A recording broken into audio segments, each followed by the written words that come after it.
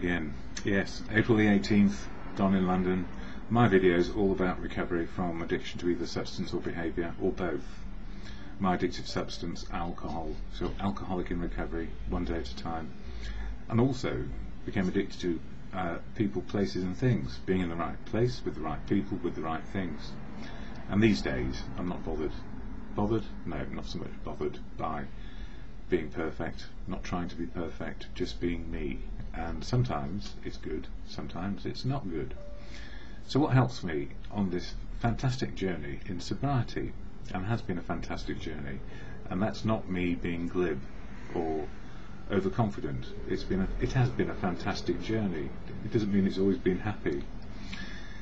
Well, family, friends and professionals kept me alive long enough to understand how to be open to the idea of being sober, and then along came a fellowship called Alcoholics Anonymous.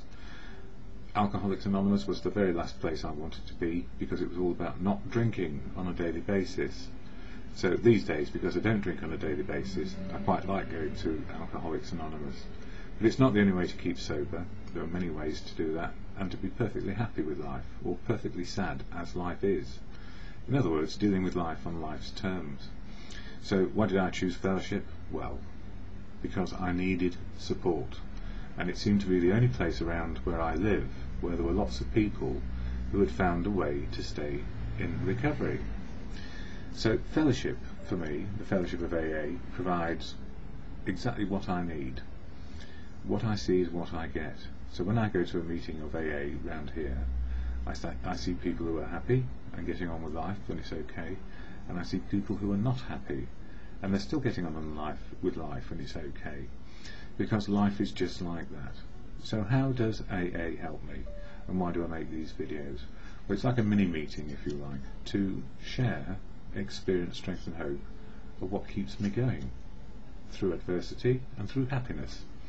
And I share from the literature of AA, this book, Daily Reflections, As Bill Sees It, another one, Daily Reflection, the AA Big Book, when it feels appropriate to do so, and other parts of the fellowship literature, like the 12 Steps and 12 Traditions. So I do one of these a day, simply because it's part of my daily reflection, and also I share the AA Preamble, which is the start of any meeting that you may attend, which is a proper AA meeting. So this is the AA Preamble, and it gives the game away about why I do these videos. Alcoholics Anonymous is a fellowship of men and women who share their experience, strength and hope with each other, that they may solve their common problem and help others to recover from alcoholism. Sirens in the background, big week in the UK, a royal wedding, and all sorts going on. The only requirement for membership is a desire to stop drinking. There are no dues or fees for AA membership. We are self-supporting through our own contributions. AA is not allied with any sect, denomination, politics, organisation or institution, does not wish to engage in any controversy, neither endorses nor opposes any causes. Our primary purpose is to stay sober and help other alcoholics to achieve sobriety. So that's it. A desire not to drink anymore, which was the very last thing I would ever have thought in my life, and then share it, a message of experience, strength and hope around it. Another thing I never thought would be part of my life over the first 40 odd years of it. And I was a drinker for 35, on and off, but mainly on, and mainly to excess, because that's what I thought we were entitled to do: work hard, play hard. And I worked so hard and played so hard it broke me down, and then life got very ugly, and it started a period of homelessness and complete distortion of one's human condition. And I was watching a programme last night on the TV about rich and homeless. Oh yes, Filthy Rich and Homeless it's called. About people who are filthy rich and then get put in a homeless situation, to see how they will cope with it, and how they will cope with those people who are considered to be at the bottom of society, namely homeless and usually drug addicted and alcohol addicted. And the outcome was they didn't fare too well either. So depending on our life circumstances, if we get a break, we get a chance. If we get no breaks in life, it tends to be pretty bloody awful. So having been not filthy rich but fairly well off with everything that I could possibly need, to having nothing and then being in abject misery, I knew I couldn't do it on my own. And of course society always said, stand on your own 2 feet, put on a brave face and get on with it. And the answer is, if you're a clinically depressed person, like I have been over my lifetime, I have chronic depression, which I didn't know about because I masked it with alcohol, or an alcoholic, you don't stand much of a chance of getting out of it unless you get support. So I was very lucky. Somehow the moment of clarity hit, and I would accept every single jibe, every single horror story you can imagine in terms of what it's like to get out of the pit. And believe you me, society does not make it easy for someone to come back to any sort of normality once you've been written off. Especially if you're writing yourself off on a daily basis. So it's not pretty. And yes, I had to go through detoxes. I was in intensive care. I was on the streets. I didn't want people to know me, and I didn't want to know people. That's where I got to, and that's a horrible place. So why not go to the place, the last chance saloon of getting sober again, AA. Anyway, I'm a fan now, and that's good. So all of the program is designed for a person to find a way to live sober one day at a time. And there's a 12-step toolkit which works in any 24-hour period. There are 12 traditions which hold the fellowship together, and we don't all agree on everything, thank goodness. Otherwise, what would it be? It would be dogmatic and it would be a cult.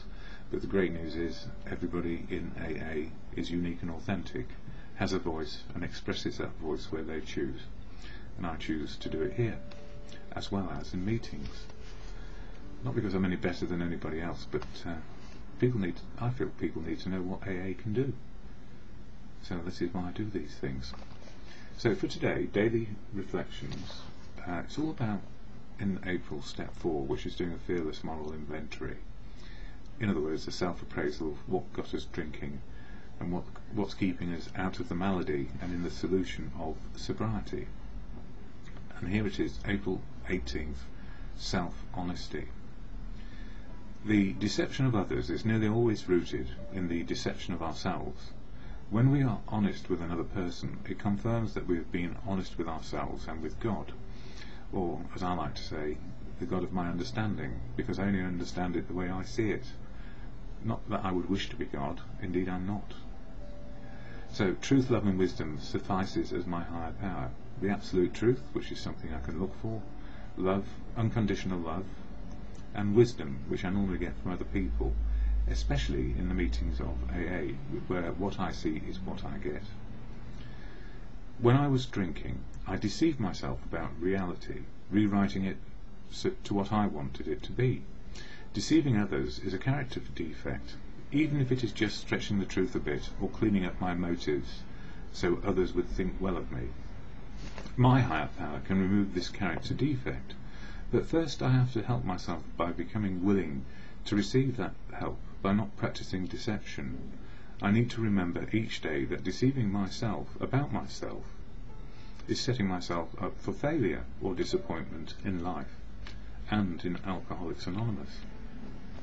A close, honest relationship with a higher power, for me that is truth, love and wisdom, is the only solid foundation I've found for honesty with self and with others.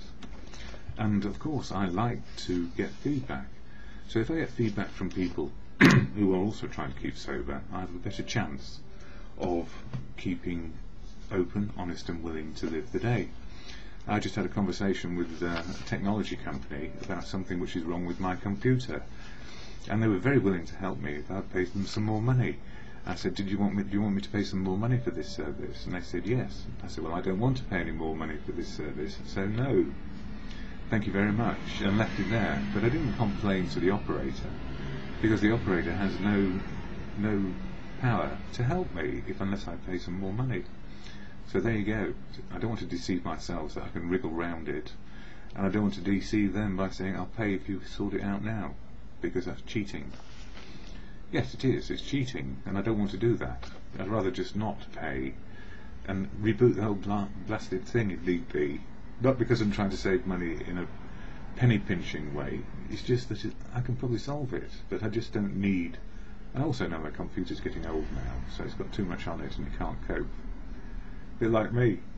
So, as Bill sees it for today, Bill Wilson, co-founder, excuse me, it says here, page 220, and this is about, again, honesty. In partnership, as we made spiritual progress, it became clear that if we ever were to feel emotionally secure, we would have to put our lives on a give and take basis.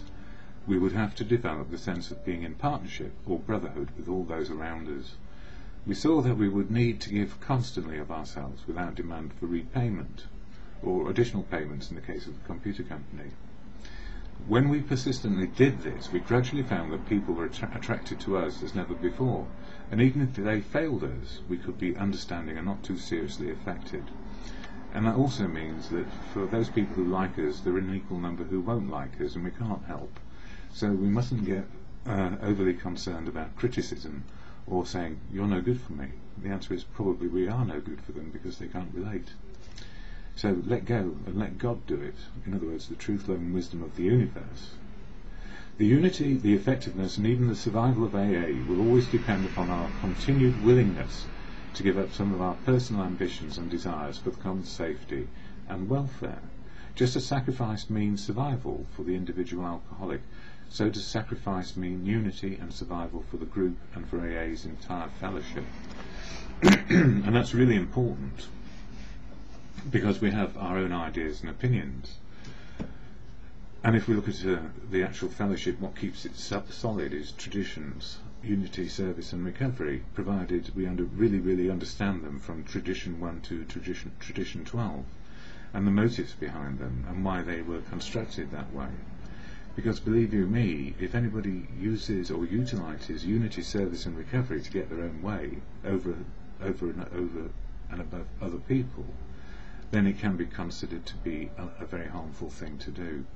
So the whole point for me is the open, honest and willing in the steps is all about finding our own freedoms of choice, and that's why it's important that we understand what a freedom is, freedom of choice given our current life situation, and also that unity, service and recovery within the traditions of the fellowship mean that we are operating and living to the better or the greater good, if you like, and not our own personal self-gain. So it's all about humility, which is the ability to keep on learning. So humility is about learning life over and over again, because life keeps changing. And one of the things I know without a doubt when it comes to the 12 traditions is they can be misread as instructions, rules, regulations, and they can be violated. And the absolute answer is they are not rules, they are not regulations that somebody can fasten themselves to and then tell other people what to do. So a violation of one's human rights is not allowed in fellowship or anywhere else on the planet, not under the United Nations Human Rights Declaration. So there are no violations, there are only learning opportunities when it comes to AA. And sometimes we are driving people out of fellowship by dogma, and the dogma comes from rule makers. And the very one thing that the fellowship learned early on was there need be no rules around being in fellowship. It's a fellowship, a brotherhood, a sisterhood, whatever you want to call it, about being open, honest and willing to keep sober one day at a time. And it's not about telling other people what to do. So there are two areas of danger, that people feel that they have a rule book, and the other danger is in sponsorship, where people feel that they can tell you what to do. And the absolute answer is they cannot. The whole thing is based on suggestions and letting people decide what is good for them.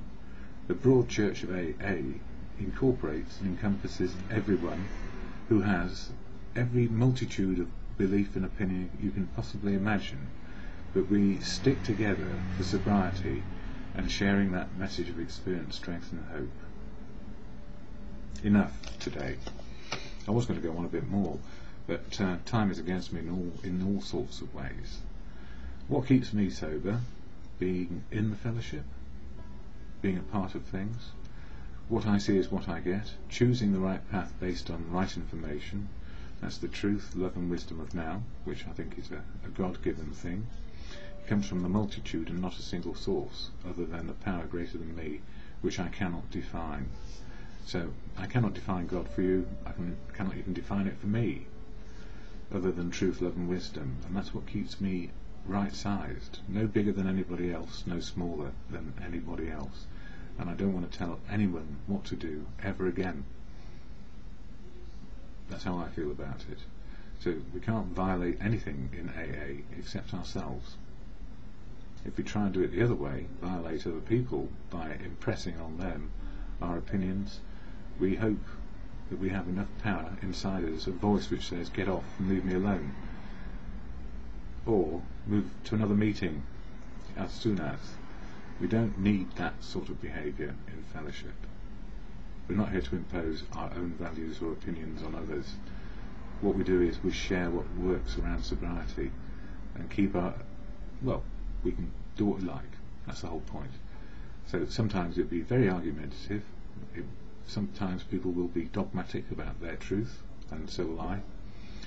But overall, we're in the same boat, the boat of recovery, floating on an ocean of alcohol, the most poisonous thing we could ever go back to. The serenity prayer for me always works when I'm feeling good or bad, or just letting life happen. And it's the can-do, can't-do of life, what I can do and what I can't do. And it goes like this. God, grant me the serenity to accept the things I cannot change, courage to change the things I can, and the wisdom to know the difference. For me, it is always, and will be, just for today.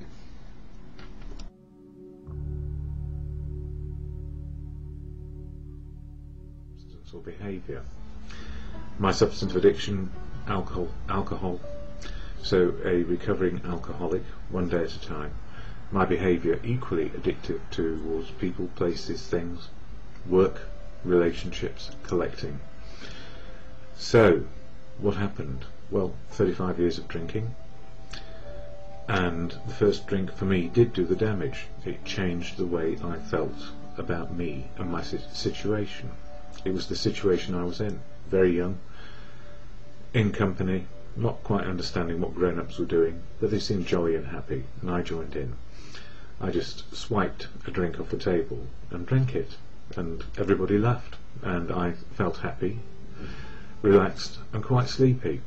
And after that, I guess, I saw that there was a way out of my fear of I don't know what. I think I was always a fearful person. I always imagined the worst could happen, so my expectations were towards the worst of living rather than the best of living. So life was a battle. And these days I realise that life is not a battle, it's not a war, it's about living in the moment of now, simply understanding where I am today. And if I understand where I am today, what's going on, based on what happened yesterday and what's happening now, I can understand how I'm feeling, why, and what can I do. So it may seem simple when I say it like that, but when you're a complicated thinker and a complicated imaginer of what life can be, no such word as imaginer, I know, if we can be complicated in our understanding of life, because we're looking for the element which might trip us up, then we are probably useful in some trades, but not useful to ourselves. We don't get balance in life. We're always looking for the extreme possibility, the worst case scenario. And living life towards the worst case scenario means that we find it. So for me, in my drinking days, striving for perfection, striving for that place where there was a crack in the wall, or you name it, in the paintwork of my insides where something could go wrong, I would imagine it and dream it and fear it. So these days I don't. Well, not to the same extent. Imagination is absolutely wonderful, as is fantasy. To imagine and to dream. Without it, where would we get our inspiration for the next step? And it is about progress. So we still need our inspiration, our dreams, and our understanding that life is possible and we have choices. So without a drink inside me, the fear diminishes daily. I understand it, where it's coming from. It's coming from something in the day rather than a great big mountain from the past. And the reason why I can do all these things is because I'm able to, with the help of people who understand what it's like to be sober. And those people for me are those who are in recovery and in a fellowship, and that fellowship is AA, Alcoholics Anonymous. Don't speak for it, never can, never will, don't want to. It would be wrong, though, to suggest that I can do recovery on my own, because I can't. I need emotional and spiritual support, so I can see how my feelings are and be in the moment of now, understanding what is going on in reality. And for me, that is the spiritual connection. It's as good as it gets right now. So how am I feeling today? Not too bad. Still not sleeping too well, but that's just me and my body clock, maybe. There's no fear. I've got nothing to fear right now. There's nothing going on. And there's no aeroplanes at the moment either in Europe. We are without them due to a volcano, and that's beyond my power. So Mother Nature is doing what it does. Anyway, AA, the fellowship, is a big part of my recovery, and the people in it who have wisdom, experience, strength and hope to share. And we share where we choose, some anonymously within the fellowship and some outside of it as life offers. And the reason for sharing here is to share a message of experience, strength and hope. Now, AA, what is it? I need to share about that. I share the statement of intent and also a reading or two about what is going on in the 12-step program, 12 steps of living, if you like, to make life possible and face reality as it is, or as best we can. So, first of all, AA. This is the statement of intent. Alcoholics Anonymous is a fellowship of men and women who share their experience, strength and hope with each other, that they may solve their common problem and help others to recover from alcoholism. The only requirement for membership is a desire to stop drinking. There are no dues or fees for AA membership. We are self-supporting through our own contributions. AA is not allied with any sect, denomination, politics, organisation or institution, does not wish to engage in any controversy, neither endorses nor opposes any causes. Our primary purpose is to stay sober and help other alcoholics to achieve sobriety. So when we go to meetings of AA, we get to hear everyone, and it's really important to get a broad spectrum of views about what is going on, from somebody who is a newcomer to somebody who's been around for a few weeks or months or years, to old-timers who have been around for decades and are still going really well, one day at a time, simply the 24-hour day, just for today. I share from Daily Reflections, this book, which is a page a day of inspiration, or not inspiration, depending on how you're feeling, because sometimes we say, can't do that, don't like it, what a load of rubbish. But at the same time, if we read it, we're actually identifying what's going on in our own heads. Even if we're rejecting or denying things, we need to know it. So, how am I feeling today? I don't feel like denying anything. And the Daily Reflections is about the 12 steps of AA. Excuse me. Changing our attitude and behaviour. So January, step 1, all about powerlessness and life being unmanageable if we drink. February, step 2, all about being restored to sanity by a higher power, whatever that might be for you or for me. Step 3, letting go and letting good things happen again, or letting go and letting God help, or letting go and letting good conscience help. And then step 4, April, is all about doing the fearless moral inventory. And I always break up the word fearless into fearless inventory, because once we've actually done an inventory of our feelings and why we got to where we were, where we are today, we can then move on to living in the day. and dealing with things as they manifest or happen now, rather than always worrying about, will somebody find me out? And the answer is no. The only person who can find us out really is us. We are what we are. And that reading today is really all about that. For April 18th it says self-honesty. And it goes like this. The deception of others is nearly always rooted in the deception of ourselves. When we are honest with another person, it confirms that we have been honest with ourselves and with God, or our good conscience, as we choose to believe. When I was drinking, I deceived myself about reality, rewriting it to what I wanted it to be. Deceiving others is a character defect, even if it is just stretching the truth a bit or cleaning up my motives, so others would think well of me. My higher power, good conscience or God, can remove this defect, character defect. But first I have to help myself by becoming willing to receive that help, by not practicing deception.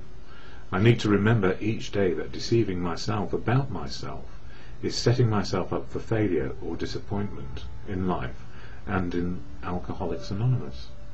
A close, honest relationship with a higher power is the only solid foundation I found for honesty with self and with others. And when we look at that, it is about finding our own truth in the moment of now. That's spiritual. And knowing our feelings in the moment of now, so that we may deal with what is in front of us, and then we apply our thinking to it. Not the other way around, I suspect. But what helps me always is the serenity prayer to God or good conscience. As you understand your authentic and unique way of looking at the world, God, grant me the serenity to accept the things I cannot change, courage to change the things I can, and the wisdom to know the difference. And for me, it is always just for today. 9:20. My video is all about recovery from addiction. That's recovery from addiction to either substance or behaviour. My substance, alcohol, for many years.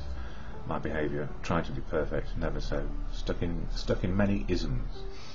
Alcoholism, workaholic, relationship-aholic, I guess. Trying to be perfect, never so. And when everything else failed, I tried to do health as well. And I don't know, I think sometimes we are so blind to our denial of something wrong with us. And for me, I think alcohol was the biggest denial I ever had.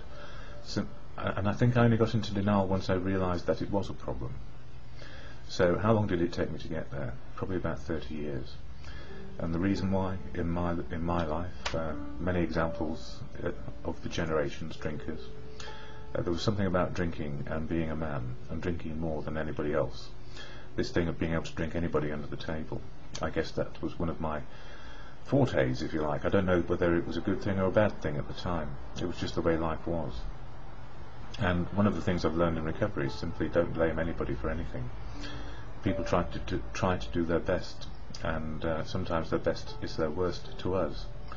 So no blame and no denial these days, and owning up to being what I am, a person simply in recovery one day at a time. So what helps me most is the fellowship of AA, Alcoholics Anonymous, and there are 600 meetings in London or more per week where I could go get a bit of experience, strength and hope to keep on a sober path. And it's a one-day program. You know, some people have been doing it for a long time, so they have many years of sobriety. I only have a few, and that's good, because any one day where we don't actually have to take a drink to make life work, or take the edge off, or to celebrate something, means that we're dealing with reality, or closer to the reality that we can find. And still we have denials and filters around what is good and bad for us, and so often we indulge in things which are fairly harmless, but could be harmful if they became another addiction. So if we drink and we stop, we have to watch out for other behaviour which makes us want to do other things, and it's the addiction coming out sideways, and these days I'm aware of that. So less of the I suppose, what's the word, compulsive craving behaviour, and more of the simply getting on with what is possible and understanding what is not possible. So in the olden days I was driven by, as I said many times, 1,000 forms of fear. Fear of being found out, fear of not being good enough, fear of never ever being good enough for anybody. And this strive for perfectionism probably came from my very early days, where I wanted to be left alone to my own devices and not bullied or pushed or made fun of.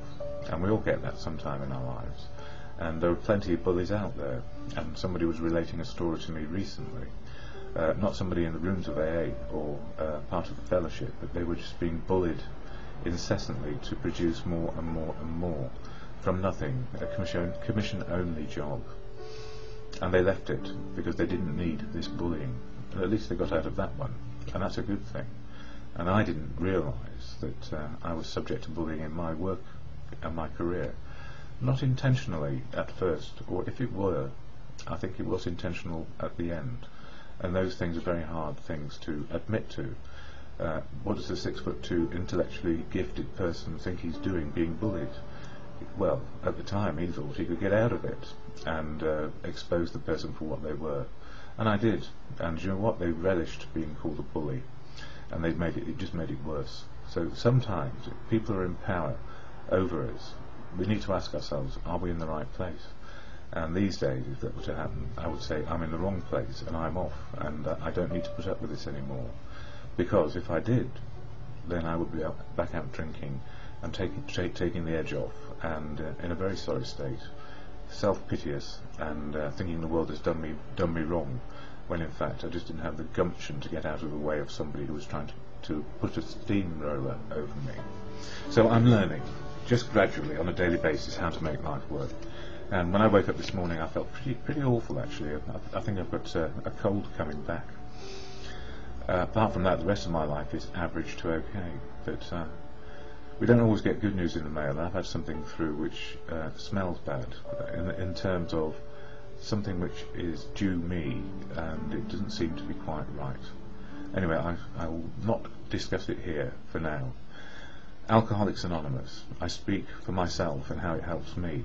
I don't speak for AA ever, but I sure do need to use the tools of the program, 12 Steps of Action for an Individual and 12 Traditions which hold the fellowship together, and also makes me understand my life a little bit better in the context of family, community and society, how I want to be on a daily basis, which is open, honest and willing.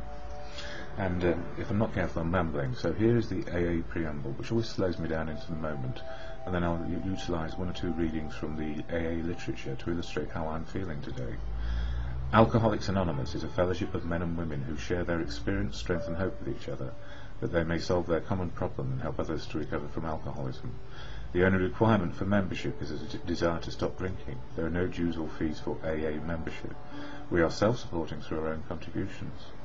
AA is not allied with any sect, denomination, politics, organisation or institution. Does not wish to engage in any controversy, neither endorses nor opposes any causes. Our primary purpose is to stay sober and help other alcoholics to achieve sobriety. And I went to a meeting last night, and it was a good meeting, but there was some sharing about one person losing one of their parents to this awful malady, and the consequences of that, and how they felt about it. And you know, it took me back to almost 19 years ago when my father died. We didn't actually realise it was, well, we never talked openly about his alcohol consumption, but it certainly had an impact on his end. And he was sober the last 3 months, and in many ways made amends and had an understanding with all his family, me, my brother, my sister, my mother, about how life had gone and how he felt about it. And the gift in that, you know, for us, we loved him, and although his behaviour over the years was terrible, we did love him. And so we can love a person and often hate their behaviour, and it's how we deal with it on a daily basis. And I think all of us as a family are now more able to deal with life because we went through those experiences, and we've got over the blame game and got on to the message of let's get on with life a day at a time. Anyway, I'm the only alcoholic in the family, so at least other people didn't suffer quite like I did, and maybe that was just because I was too sensitive. Anyway, daily readings or daily reflections. This one: It talks about, for April 18th, self-honesty. It goes on to say, the deception of others is nearly always rooted in the deception of ourselves. When we are honest with another person, it confirms that we've been honest with ourselves and with God, or our good conscience. When I was drinking, I deceived myself about reality, rewriting it to what I wanted it to be. Deceiving others is a character defect, even if it is just stretching the truth a bit or cleaning up my motives so others would think well of me.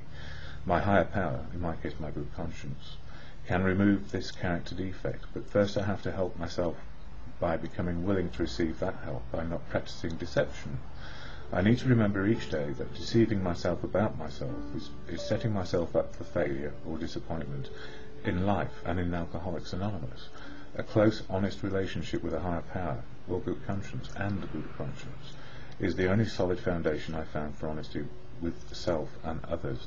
And you know what? It's a practice. It's something to practice on a daily basis. And I'm just checking my time. That's the only reading I've got time for. But this self-honesty, and then receiving information in the post which is erroneous, it could make me angry. And what I've learned is that life goes as it may, and it's not over till it's over. So if something can be corrected, it can be, but I'm not going to hang on to it with a touch of anger or frustration or depression. I'm just going to get on with my life as it is today. Nothing has changed from yesterday to today except one thing. I have a bit more information about how to keep sober. So when I say, God, grant me the serenity to accept the things I cannot change, courage to change the things I can, I will do that in the day, so I know where I can have a difference, which is to the good, but good, not my good, but everybody's good. So there we go, enough of me for now.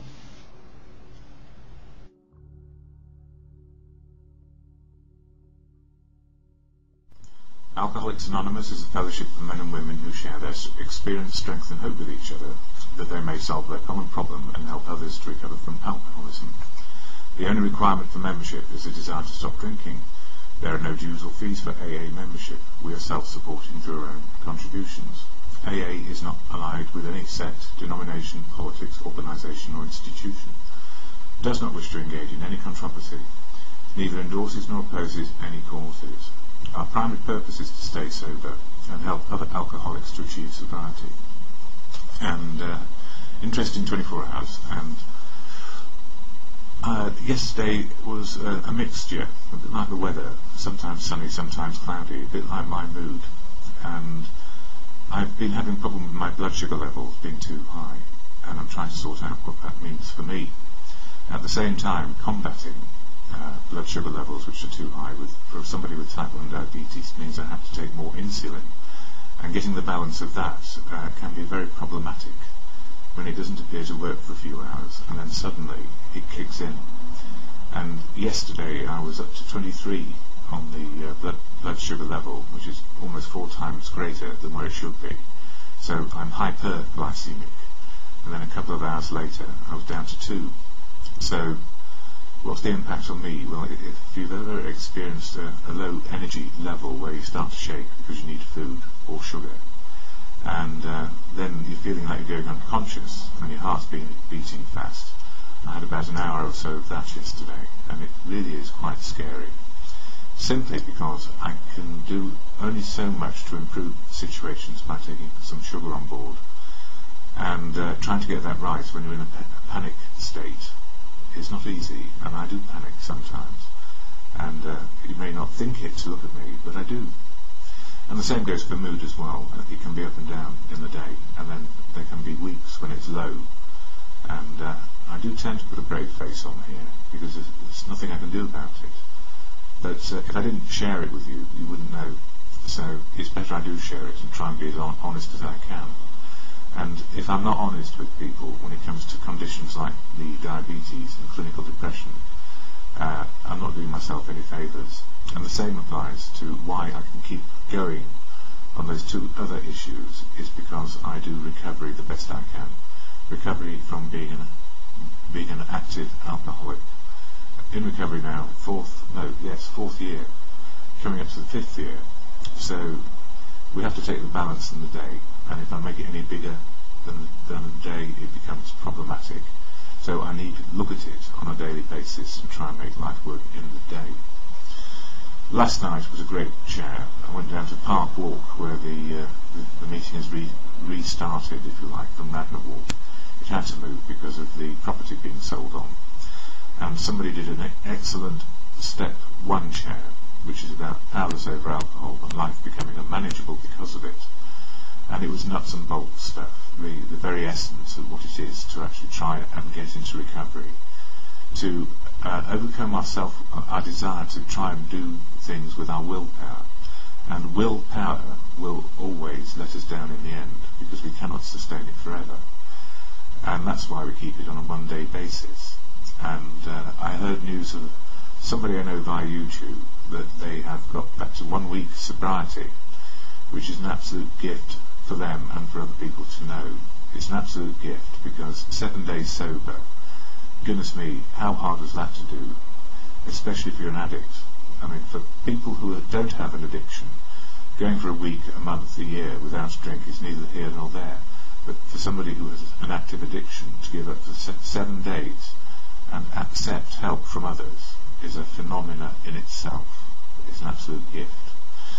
Coming back to step 4, in the programme, the AA Daily Reflections book is all about step 4. It's the 4th month, the fourth step of the 12-step programme. I'm just going to read out the couple of paragraphs at the beginning of step 4 again, so we're not forgetting it. So from the 12 by 12, it's a little black book for me because I've put a cover on it. It's normally blue. Step 4, made a searching and fearless moral inventory of ourselves. And it goes on to say, creation gave us instincts for purpose. Without them we wouldn't be complete human beings. If men and women didn't exert themselves to be secure in their persons, made no effort to harvest food or construct shelter, there would be no survival. If they didn't reproduce, the earth wouldn't be populated. If there was no social instinct, if men cared nothing for the society of one another, there would be no society. So these desires for sex relations, for material and emotional security, and for companionship are perfectly necessary and right, and surely God-given, or in my understanding, providence and nature, and its truth. Yet these instincts, so necessarily for our existence, often far exceed their proper functions. Powerfully, blindly, many times subtly, they drive us, dominate us, and insist upon ruling our lives, our desires for sex, for material and emotional security, and for an important place in society, often tyrannize us. When thus out of joint, man's natural desires cause him great trouble. Practically all the trouble there is. No human being, however good, is exempt from these troubles. Nearly every serious emotional problem can be seen as a case of misdirected instinct. When that happens, our great natural assets, the instincts, have turned into physical and mental liabilities. And you know, our society at the moment is, I suppose, coming to grips with what it's like to be a striving and career-driven and ambitious and educated type of society. And everything's moving at a great pace. And it's no wonder that some of the time we do get things out of balance, especially when we're young, and we have everything raging in terms of our personal growth, all those instincts inside us. And they're hormones, and they're natural chemical charges that go on to make us do those things which nature intended. And then we have the social drive on top, and the emotional drives we have, and this understanding about trying to make life spiritual. And as I have found, the spiritual connection to living is purely living in the day, with less denial, less filters, less things going on, which stop us from getting in our own way of understanding truth, the truth of now. How nature and providence have made us able to deal with this present moment, the ever-present moment. So it's not easy being a human being, and especially if we've been, I suppose, bamboozled by booze, or whatever it might be. There are so many different ways we can be addicted to behaviour and to substances, and it's very, very easy to get these out of kilter.